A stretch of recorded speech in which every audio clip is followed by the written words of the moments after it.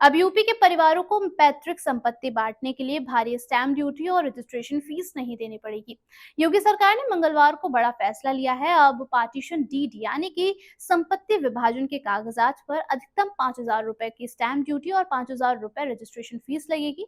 पहले संपत्ति के मूल्य के आधार पर 4% स्टैंप और 1% रजिस्ट्रेशन शुल्क देना पड़ता था, जिससे विवाद और खर्च दोनों बढ़ जाते थे। इस नई व्यवस्था से परिवारों को आर्थिक राहत मिलेगी, क्योंकि अब बड़े बड़े फीस के चलते लोग विभाजन डीड दर्ज कराने से नहीं डरेंगे। परिवारों में भी मुकदमों की संख्या जो है वो बढ़ती हुई नजर आ रही है। कोर्ट कचहरी के चक्कर अलग लगते हैं। नई नीति से अब सिर्फ 10,000 रुपए में सारा का सारा औपचारिक लिखा पढ़ी का जो काम है वो खत्म हो पाएगा, जिससे अदालतों में केस की संख्या भी कम होगी और परिवारों में विश्वास भी बढ़ेगा। संपत्ति का बाजार भी इससे फायदेमंद हो सकता है। सरकार का मानना है कि आसान प्रॉपर्टी डिस्ट्रीब्यूशन से भूमि और रेवेन्यू रिकॉर्ड अपडेट होंगे, ट्रांसपेरेंसी भी इसी के साथ बढ़ेगी और प्रॉपर्टी की खरीद और बिक्री भी आसानी से की जा सकेगी।